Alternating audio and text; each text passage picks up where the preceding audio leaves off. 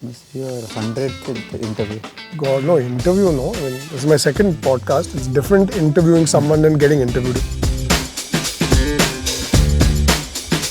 Do you really believe that work-life balance does exist? My wife is going to kill me for this.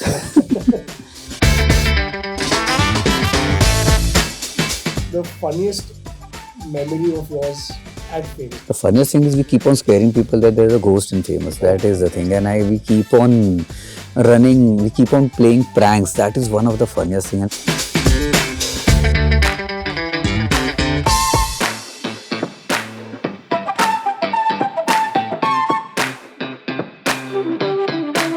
What would you say was your breakthrough project that actually took you from being just a regular editor but taking you more up the creative ladder?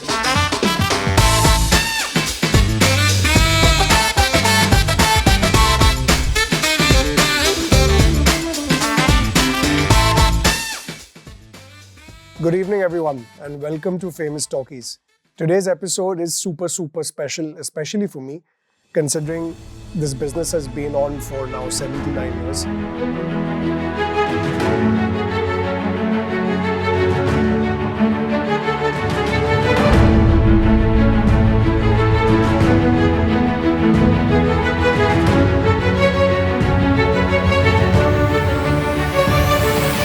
The one master blaster who I am interviewing today is none other than the co-founder of our revamped Famous House of Artists. Previously, it was called Famous House of Animation, Jayant Hadke.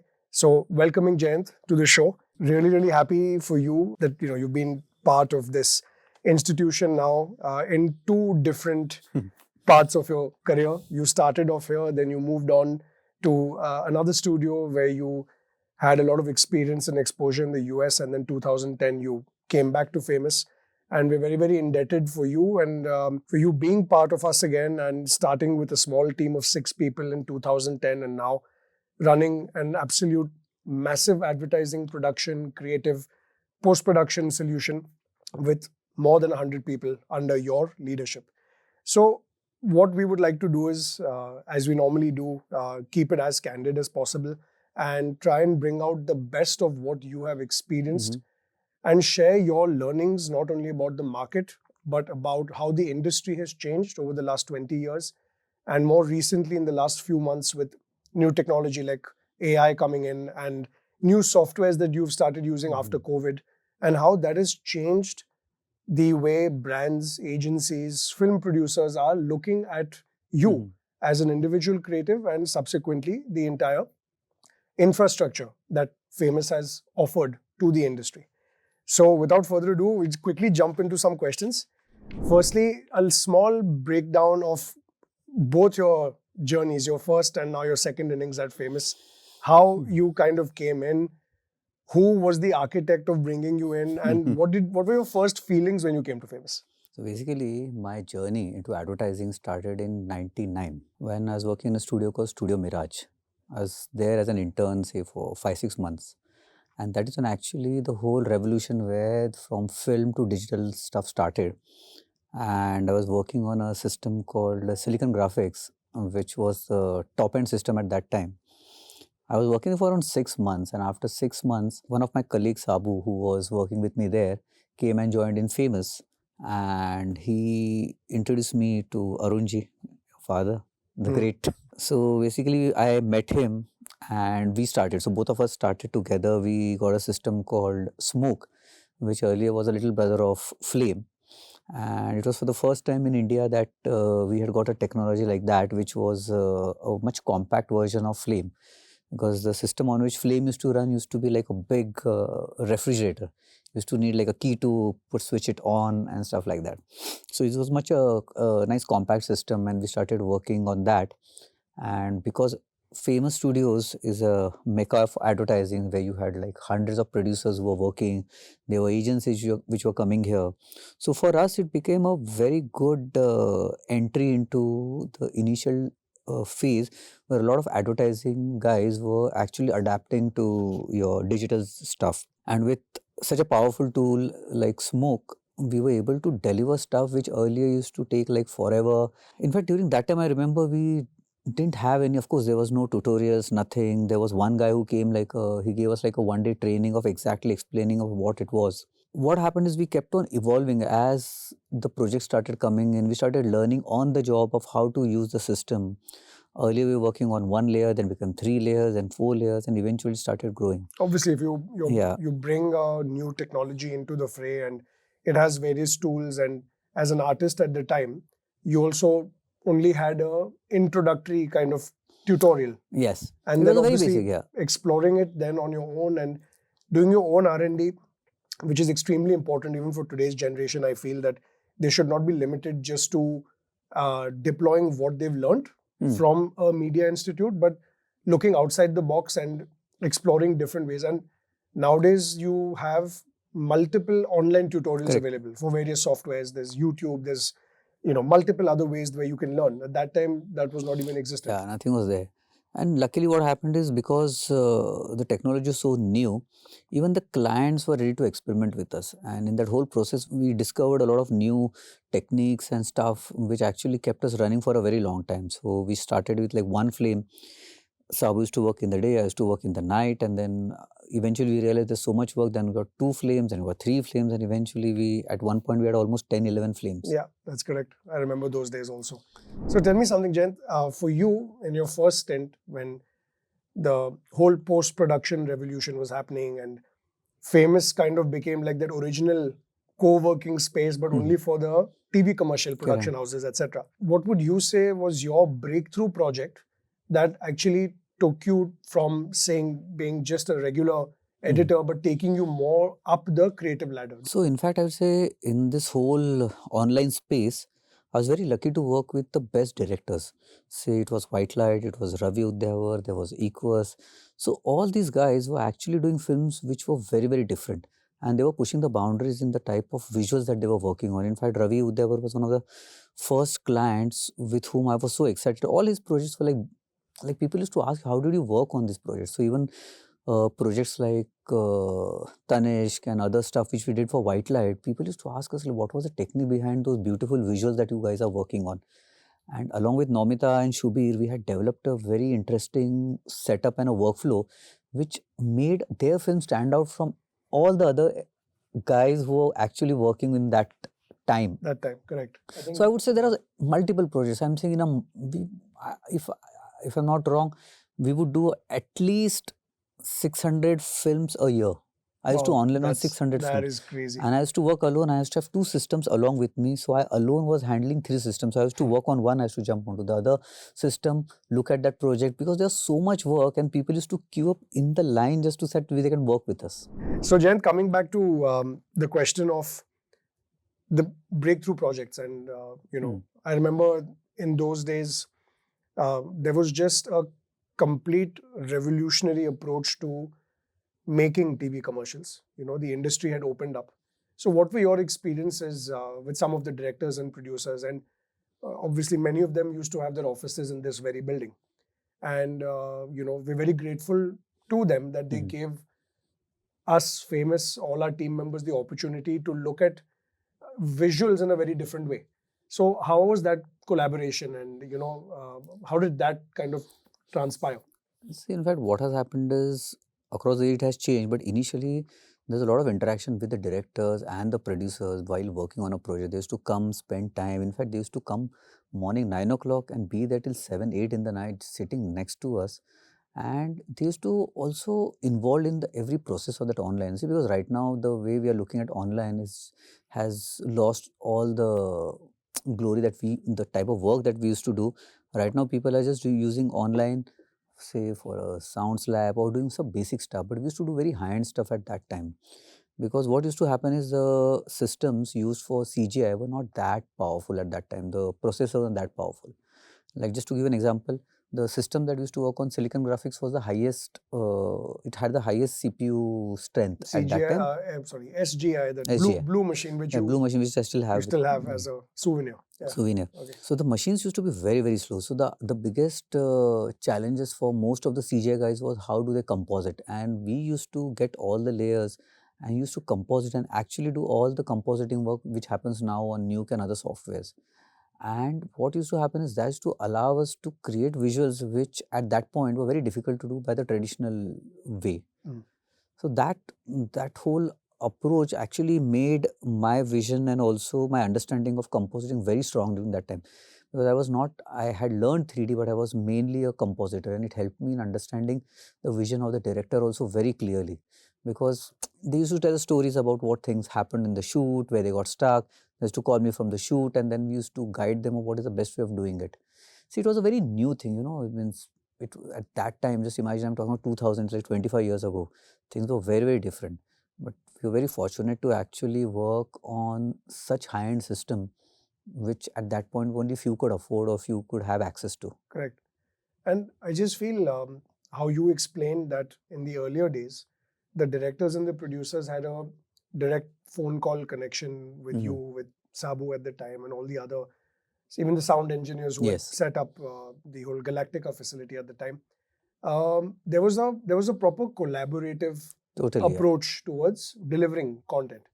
Do you think that's changed a lot, or it's become even more, or it has become a little lesser? That has changed a lot. A lot it has changed, because right now, rarely do you get time with the director to set, explain. And I think also the process have become much simpler. Today, everybody has access to. Earlier, there were very few people who had access to the type of tech, the behind the scenes, the making. Today, I think everybody's literate, so the process has become much more easier. So that whole collaboration thing, which used to happen earlier, you don't need it, because it has changed with the EDs and the total understanding of the director. Correct. Okay, so moving on, obviously you were at Famous how many years in your first innings? 7 years. 7 years. Okay, so that's obviously a long time. Yeah. And you saw a lot of growth coming in, and then obviously at the time, Famous was the leading post-production studio, and one of the very few in the country that had everything under one roof. And then obviously Prime Focus came on, and a lot of respect for all the founders, including Namit, for building such a massive empire, making it the largest media services company in the world. So obviously, in any creative individual's journey, you want to scale and you want more exposure. So when you moved to Prime Focus at the time, speak a little bit about what was it that you learned from Prime Focus in the time that you were there. I also very well know for a fact that when we connected properly in 2010, it was in their Los Angeles office. And, I was also very thrilled and stunned to see how an Indian company has started making big waves abroad. It was a very proud moment. So talk us through a little bit about your experiences there and how your mindset shifted from working with Indian clients to going global, getting your exposure there, and what were your learnings from that experience? So basically, I was very happy in Famous. We were working a lot, day in, day out, working with the best clients. Everything was going well.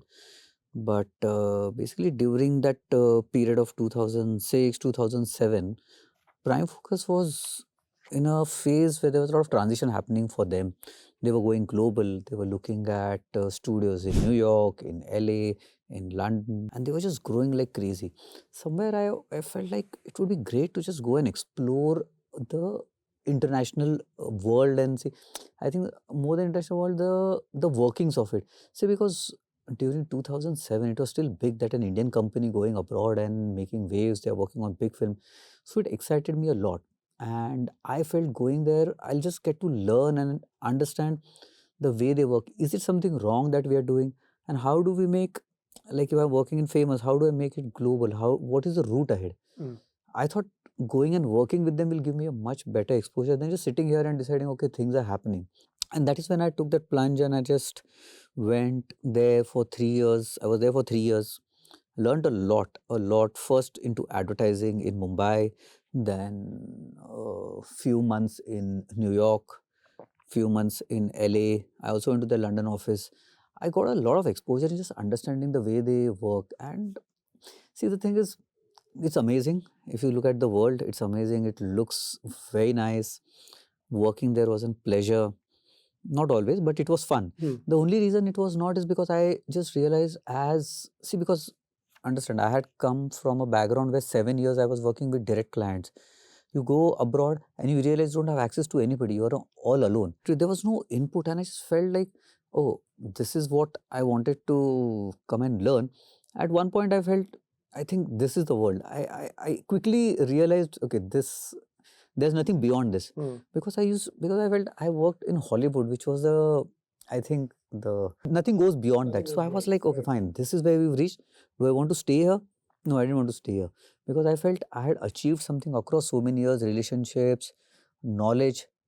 I know for a fact here it's all going to go waste. It is a beautiful life, a nice work-life balance, nice place to work. But somewhere I always felt I have to come back here and I have to set up something here. That is when I met you. We had a discussion. We saw. I exactly showed you what is going on there and what I want to do. Then back to Bombay. And when I Back, came back, there was no other choice. Like I think so because see again when I left also, see 7 years working in a place, I had developed a very close relationship with Arunji, with this place. That's the reason. Imagine like what 24 and 3 years, so almost 22 years staying in a place. People sometimes say, "Arey, itne saal ho gaye." Hmm. But now I feel that's become an identity. So when I came Yeah. back, the obvious choice, there were multiple options, but I felt nothing could be better than famous. And when I met you, I saw a new hope and I saw a new beginning. I thought, let's work with these two different generations, and it was a pleasure and it's fun, like working for so many years together. And as they say, guys, the rest is history. A lot has happened after that, and we'll dive into that. So, obviously, Jayant, Prime Focus, the exposure across the globe gave you a lot of market insight, market knowledge. And I remember whenever I used to want any kind of market insight and understanding, I used to only come to you. And even as recently as today morning when we were talking, I always have this one belief that you would always guide me in the right way, what's going on next. That's one thing which I really appreciate. And you've come from that background. You've completely rugged it out in in Bombay with us in the first stint. Then you went to the US. You came back, and now obviously the business has grown, and COVID has changed a lot of things. So for some of our viewers who are looking to enter the post production industry in the editing side, color, visual effects, there are multiple new technologies that are coming in. So over the course of your almost 3-decade career now, what do you feel in terms of the evolution of post production technology, how you have adapted, and what you feel the future then? And future, we cannot even say 5 years because we don't know what's happening tomorrow. In the next 6 months, the next 1 year, what do you feel is going to be the norm where post production is concerned, at least across two segments, which is TV commercials, digital, as well as the long format side? Right now, even I don't know what's going to happen in another 6 months because AI is changing so rapidly. Like every day, there's something new. See, the whole format has changed. Earlier, you used to work for in a 16 by 9, now you're working by 9 by 16, there's 1:1. So the formats are changing. Even the choices that people have for the type of content that they watch has changed. Earlier, people had the patience to watch a 30-second commercial or 60, then it became 30, now it's 20, it's become 10. So things are changing. So you have to communicate in 10 seconds as much as you can. So that trend has changed. So as a creative, it's very difficult for us to tell a story in 10 seconds. And also, if you have to do that, we have to keep on finding the right hook that in the first 2 seconds, am I able to hold attention of any of the viewer who's watching a TVC. So those things are evolving and it is moving so fast that we have to keep on thinking for next 6 months what's going to happen. So to do that, there's a lot of process. Like we have a team of my colleagues who I continuously tell them to look at newer stuff that is happening across the world, listening to a lot of podcasts, trying to understand where internationally people are getting stuck, what the trends are changing, because every year there's a new trend that is happening. Correct. And right now with AI and a lot of motion graphics, all the things are coming together in a package which is very different. I still feel in India people have not adapted, people are still trying to figure out, because the problem is right now people in the TVC market still think that this is where it is going to go. They're not seeing the gap that is becoming just closer and closer. So you have the digital which is almost overlapping on your TV commercials, films are coming here. So it's all becoming like one thing. Correct. And what has happened is in the digital space, a lot of innovations are happening in terms of the type of visuals that they're working on, because there are a lot of individual content creators who are working on stuff which is mind blowing. Now imagine a studio of our size where we have so many people. It's for us to tap into that is very difficult, because an individual would have like 15 days to create one piece of content. For us, we get 1 or 2 days. And there's so many people across. Just to give an example, people in Lucknow, UP, Bihar, everybody, they are creating mind-blowing content.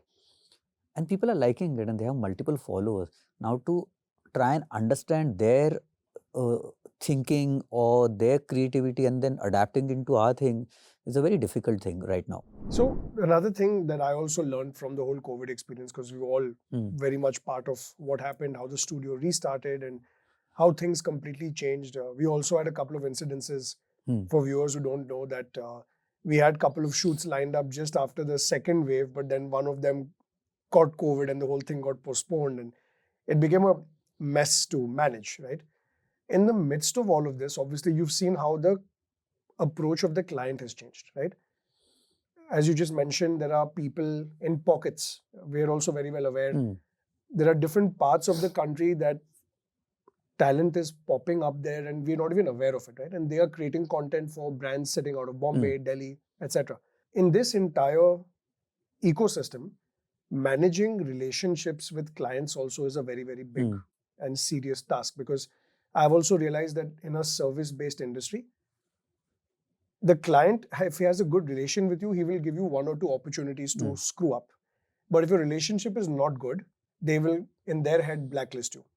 The other thing is, where brands and agencies are concerned, you have NCDs, you've got film content heads or whatever. They keep moving from one agency to another. Managing that relation, how important or how much effort of yours or percentage of time in your day have you been spending to manage those relationships so that the clients are close to you and that trust is maintained? So a little bit about how you manage your clients. So firstly, what you said earlier, they'll give you 1 or 2 chances to screw up. They'll not give you one. You got only one chance. You do not have the second chance, because that I have realized. The moment you do 10 good projects, the 11th project, if there's an issue, they'll not come back to you. So you have to keep the same amount of effort that you're doing for job 1 or job 10 or job 11. You cannot screw up, because the moment anything goes wrong, they've gone, because there's a huge competition, right? Correct. Okay, in terms of relationship, the thing is, we have to put a lot of effort. The thing is, if they're asking for 1, we'll have to give them 10. You have to keep everything on a platter for them to decide. See, the thing is, today they are also looking at you not only, okay, see, I've given you this, what is my idea? I can't give him one idea. I'll have to keep a lot of different options for them to choose. That is when they realize, okay, this is the value that they are giving. It's like a full basket of. You have to keep a basket which is ready for them to choose. See, the thing is, nobody else can offer that. Correct. It's not a question of tech or something. It is what you intend to do. See, our intention is, I want you to come back to me and I'll show you that, okay, this is the offering that I have. There's a lot of effort which goes in it. But by doing that, you know that the client knows, okay, nobody's doing it, these guys are doing it. And you have to keep on consistently doing it and keep on improving your input, creativity, or your style. Your style has to keep on evolving with the latest trend that is going on in the market. See, because what is happening is, we also have to figure out what you're working on right now. What is trend is already gone, right? You have to look for something which is going to come later on. So also keeping them aware of these are the type of trends that are going to come in the future also helps us to secure the job with them, that they know, okay, tomorrow if I have something which is very new, we can go back to them. It's a very cyclical approach, because even what we realize is today, there are so many different mediums through which a story is now being displayed or it's been broadcasted. So you have shorts on YouTube, you've got those reels on Instagram. The attention span of the next generation is obviously dwindling. They're not able to spend more time on the screen. That has happened with us also. It happens with us as well, correct.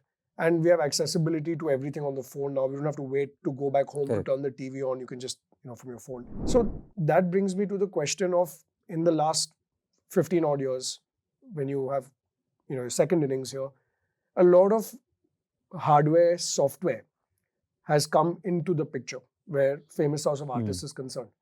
And while we are looking at the future, we are offering a futuristic solution.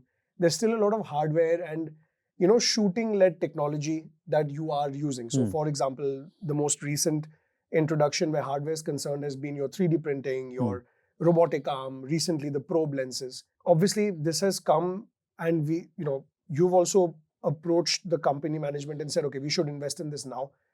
It was a gradual step, right? Similarly with software, initially it was all the 3ds Max and Maya and Nuke, and now obviously the workflow is moving more towards Blender, Cinema 4D, Unreal Engine, where you can really create something unique. You can pull data from other websites, get it plugged into this software, and then display the content, right, or publish the content. In the midst of all of this, obviously one human being can't do everything. Talk us through a few lines about how you carefully handpicked different team members, especially to build what you've recently developed as a very good business, which is creative and production of branded content. So talk us through that, and I also know that your team members are very, very young, some of them, but overzealous, really wanting to prove a point. And again, back to the philosophy of offering if the client is asking for one, you're adding another zero and offering them 10. How important has your team been in helping you achieve that?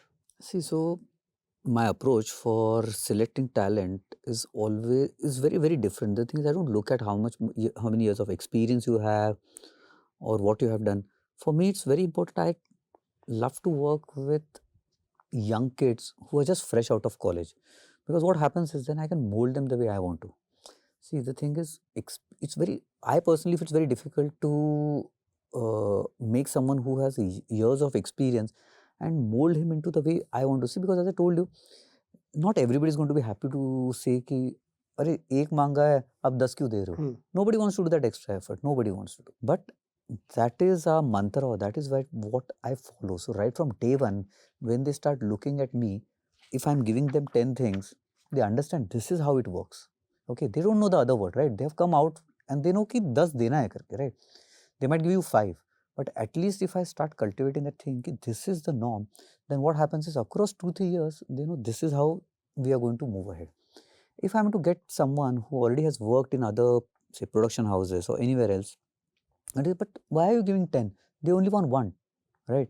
Why should we waste 10 hours to give 10?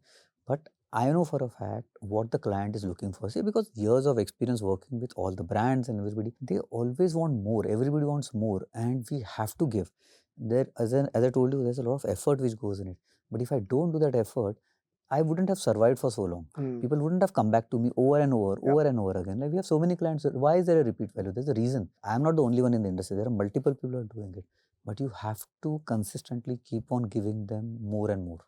And it's not only about adapting to future trends, but it's also showing to the clients that, okay, you've come with a certain idea. We will elevate that idea to a different level. And that's what brings them continuously back. Picking on the talent part, my personal experience with talent, because you and me have also traveled for all these shows in the US and especially in India. We've went to the VFX Summit recently, the VAM Summit that happened recently in Bombay last year. Somewhere, I just feel there is a massive disconnect between what the talent knows versus what they should be taught. And you've been through this entire phase when we were building our feature film division for visual effects. Out of 80 or 90 or 100 kids that used to apply, only 3 or 4 of them were actually worthy of taking on board as artists for the future. So, what is the kind of advice you would give to talent, future talent that wants to enter this industry? If you had to change something in their pattern of learning, what is it that as an experienced person you would suggest? See, the thing is, what I have realized is when a person enters into this world of, say, advertising, feature film, visual effects, they come with a mindset, certain type of mindset. Some people are very, very passionate who would utilize the time in figuring out what is going on, what are the new trends. See, because today everybody has access to everything that I have. Okay, I am also learning from the same thing. You are learning from the same thing. The top guys in the world are learning from the same thing. So education is there. Everything is out there. Now we have to figure out who's the guy who actually is looking at things. So when I speak to guys who come to me for interview, I ask them few very basic questions. Who are the guys? Who are the designers you follow? Who are the guys who actually inspire you? I'm saying those 2-3 questions will immediately give you an answer, just to understand, okay, are they following the right path? Are they looking in the right direction? That is the best filter for us, firstly, to understand what it is. And for youngsters, as I told you, I think people who are really passionate, they know everything. And I have guys who, the moment I know, okay, he's following these 3 websites, I know, okay, he has, because these things can't be taught in a institute. Yeah, This is correct. something you have to develop on your own. On your own. See, because 15 years, we are still trying to be on the top. How do we stay on the top, right? The thing is, not everybody has that passion, but the thing is that somebody has to figure out what is the way ahead, what are the routes. So, like we have a lot of groups where we keep on showing them what new stuff, what new tech is happening. I would say 50% of them are developing that whole skill set where they know, okay, this is where I'll get my source for my creativity, or this is where things which are going to take me ahead in my life. No, I think that's very true. I think there's many instances with famous also, where we've had individuals who used to be peons and office boys Yeah, turned out to become editors and visual effects artists. yeah. I think end of the day, it's about each and every individual having that willingness to explore. And then if you have that willingness, then you can always find yourself a mentor to guide you through in the industry. So when it comes to, obviously, you being a co-founder of this part of the business, you've also kind of taken on a hat of entrepreneurship and working very closely with me, with Dad, and the rest of the management to take the next big step. Where your professional and business-led aspirations are. We keep talking about going global, right? So what are your thoughts on going global? And do you think that you and famous, or rather, let's forget us, is India ready to take on the global challenge when it comes to the existing segment of work that we are in? I think there is still time in VFX if you see.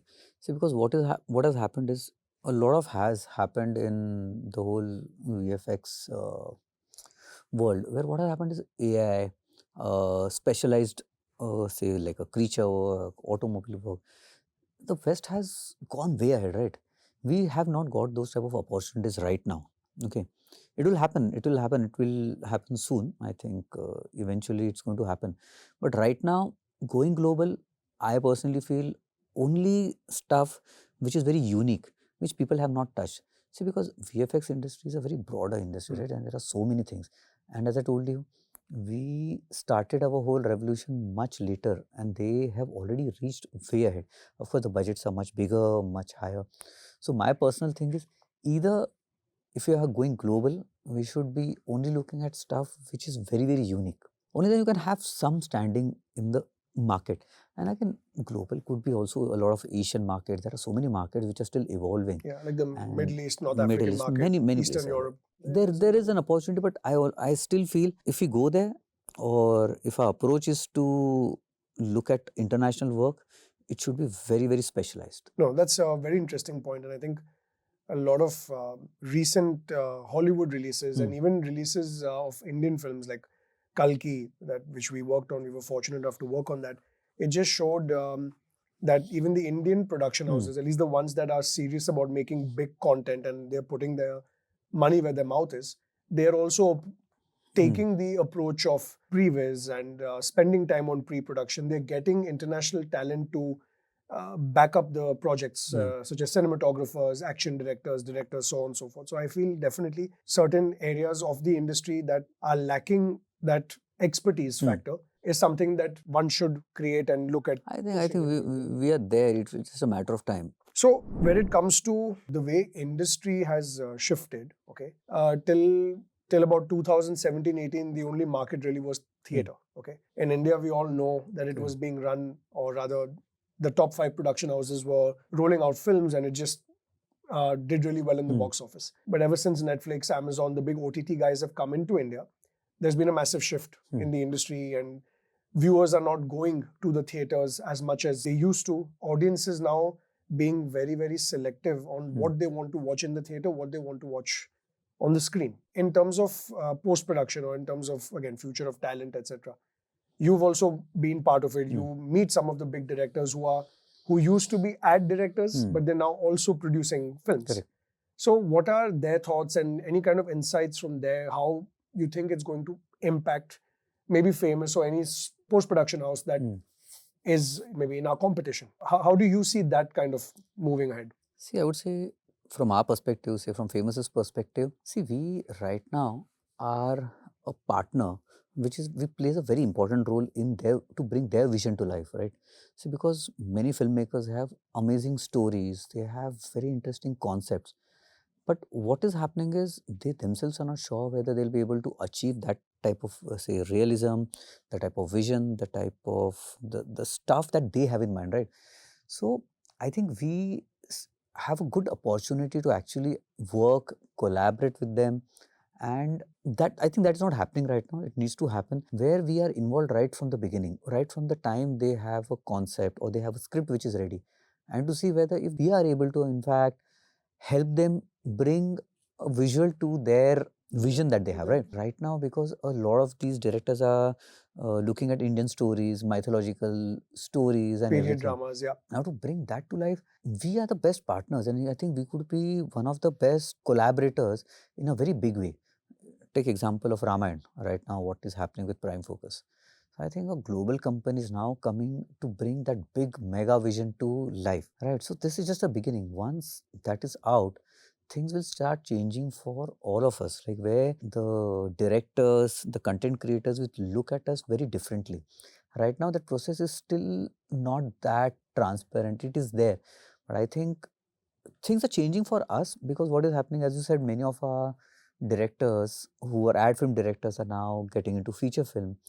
Our relationship with them and their past experiences where they have collaborated with us on VFX heavy projects on a smaller, like a 30-second, want to speak to us, want to know our insight, what would love to know what is our point of view.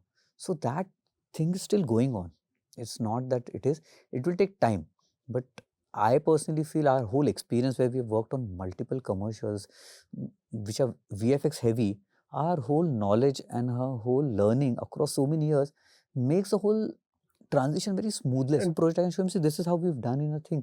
Immediately he gets so much confidence because we've done like thousands of commercials across so many years. So that experience is invaluable. yeah, absolutely. No question. I think even when we worked on Animal and we had Correct. a little bit of an issue the last moment, I think the experience of your experience of using a different software to deliver something which ideally would be delivered using a traditional hand-painted matte paint, it kind of just showed how one can collaborate with a director and bring their vision to life. That's brilliant. So the last, I mean, since COVID, obviously things have gotten very busy. Touch wood for everyone. What is your thought on work-life balance? Because that's something that, as a question, I also get from a lot of people. And whenever I ask you this question, you laugh like you're laughing now. But what is your thought on that? And end of the day, to really achieve something in this industry, do you really believe that work-life balance does exist, or there is a way to achieve and bring that into your... See, again, as I told you, it all depends on an individual. For me, I'm so passionate about this thing. I keep on thinking about it. So the thing is, my wife is going to kill me for this. But the thing is, I keep on thinking about what next, because that question comes to me in the morning, afternoon, and night. So it keeps on. See, the things, of course, I take my breaks. I try and spend time with family. But of course, the thing is, what is happening with this whole ever evolving profession which I am into, for me, it's very, very important that I keep on looking out the new trends. Like even traveling, we both travel to LA, we travel to Amsterdam, we go and see the type of museums, we type to see of tech that is happening. We try and see what new things are happening in every industry. In fact, I'm also looking at multiple other industries for me to understand how that can be integrated into our thing. So like what happened in our lab, if you see, we have guys who have an engineering background who has come to us. We are talking to chemical engineers to figure out how two chemicals can be mixed and we can create a visual which is different. So that whole curious mind is something I personally feel has kept me relevant for so many years. Relevant and excited, yes. Yeah. Excited because I'm learning something very new, right? So I know about hardware, I know about chemicals, engineering, everything. So I'm trying to put my and that's very exciting for me. Because see, I was very bad at school. In academics, I was very, very Same bad. here. So, so for me, now whole that passion of learning has become so much more active that I'm really enjoying every moment. And when my wife sees doing all these things, she's happy. If you are happy, fine. You're learning new things, great. So she allows me to explore. I think there's one saying, right, that you're never too old to start. I truly believe in that because I was also really, really bad at studies, and Never used to focus in class, and I've done my fair share of nonsense in school. But for me also, I feel that in initial 5 years that I was with Famous, the industry was flat. It was extremely boring. Then obviously moved to that sports business that gave that whole entrepreneurial bug. And then on coming back, you start looking at things in a much wider 180-degree spectrum rather than looking at it very, very parallelly. Amazing. This is not part of what I was going to ask, but I'm going to quick fire rapid questions. Okay, maybe a few. Okay, very, very simple ones. So first things first, the funniest memory of yours at Famous. It could be something recent, or it could be when you started. The funniest thing is we keep on scaring people that there's a ghost in Famous. That is the thing. And we keep on running, we keep on playing pranks. That is one of the funniest thing. And people started believing it. And then we've taken that story on multiple stuff. And I think that is one thing that is very funny. And it's nice to just tell them stories which actually has never happened. I think that's something that we've heard also of certain incidents. No, I have stayed here for days in and out, but nothing. Okay, so that's amazing. Second, in terms of visual effects and in terms of cinematography, two separate answers. VFX, best film that you have seen and you've been like, okay, this is brilliant VFX. Obviously, could be global, could be India. So in fact, I think the new Mad Max which came has blown away looking at it, because what I felt is, for years we've been watching a lot of Marvel movies, and somehow I love Marvel. I have a huge collection and I love superheroes, but I somehow feel across the years, though it has been overexploited or it has become so unreal. Earlier superhero movies used to make you feel like, wow, I can fly. But if everybody's flying, then you don't enjoy the fun. Like so do you feel there's like a bit of predictability about these films? There's a lot of things. It's nothing. So I love characters with superpowers. Yeah. But when everybody has a superpower, then you just lose interest. Right. So that is when I saw the Mad Max and I realized this is something which is very real, because it was shot in an amazing location. There are a lot of practical effects. Of course, there were some visual effects. But when I saw that film, I just enjoyed that whole experience, like that going to a theater and enjoying that larger than life spectacle was something which I would say was one of the best experiences I had in a long time. I remember when we were in LA, I think our first trip, we saw Pacific Rim in an IMAX on a Sony 4K projector. That was one of the most surreal experiences. And then recently, when we went to watch Oppenheimer at the Chinese theater, that was outstanding. So from complete new technology to watching stuff on analog, I think it was just brilliant. Another question would be the one so-called software in the last 5 years where you feel that, okay, this has the potential to really change the visuals part of storytelling. Very, very difficult to pinpoint like one software, because today making a film, you need like multiple software. But I would still feel the Blender is something, the open source is, which is something which has evolved and which is a very powerful tool. In fact, I think in the recent Oscar or somewhere, the best nominated film was fully done on Blender. Oh wow! So which is amazing. That's a massive shift. Huh? So I personally feel Blender being an open source has allowed filmmakers and is allowing all the artists who couldn't afford those big Autodesk products on one PC, they could create and bring their vision to life using a software like that. So I personally love Blender. Blender. So that's something that you would recommend the next generation to also try out. Yeah. Yeah. Okay. That's amazing. And last question, your favorite online learning tool that you have followed for over years that you would recommend the next generation to kind of log on to? There's so many. There are so many. Very tough. YouTube itself is so large. Every 6 months there's a new online stuff which keeps on teaching you newer stuff. And it's evolving. If I look, and in fact, I have screenshots of things which I used to watch in 2005. Of course, they have all gone away, but still, it's very difficult. But I think internet is full of multiple of these things, and sometimes I'm happy to discover gems which many people don't discover, say after a year or so. But I was the initial one to just discover and figure out. See, the thing is, how do you bring your skill set, your vision? See, there are a lot of resources which are available, but getting it at the right time is very, very important. Sure. And that is something that search has to keep on happening, and it happens while I'm driving, not driving. He Wow. does not No. drink and drive, and neither Yeah. does use the phone when he's driving. Just for Yeah. the So whenever I get viewers. free time, I try and see whenever I'm flying or wherever I have time. That's brilliant. So guys, first things first, love to thank Jayant for being on the podcast. Very integral part of the team. I would say one person who I've always believed in and have blind faith in. He's always come to my rescue in terms of guidance, in terms of anything where work is concerned. No, And same. Like we both have been like, the we've had thing is, some, I don't think I can find anyone any better. I call him my younger brother, my partner, my missed friend, miss all these things together. So like we we have been through so many things across so many years. Like yeah, means we've experienced a lot of stuff, good ups things, and downs, shit everything things we have done. together. We've tried different kinds of food together. It's been Yeah. a very it's been a beautiful experience. Yeah. And obviously, before we leave, we would like to wish Jayant all the best, and wish that we can take this to the next level. And the whole purpose of this podcast series is to generate insights from people from our industry who really matter, to give you the best market intel, to give you learning resources, to get you guys ready for what's next in the industry.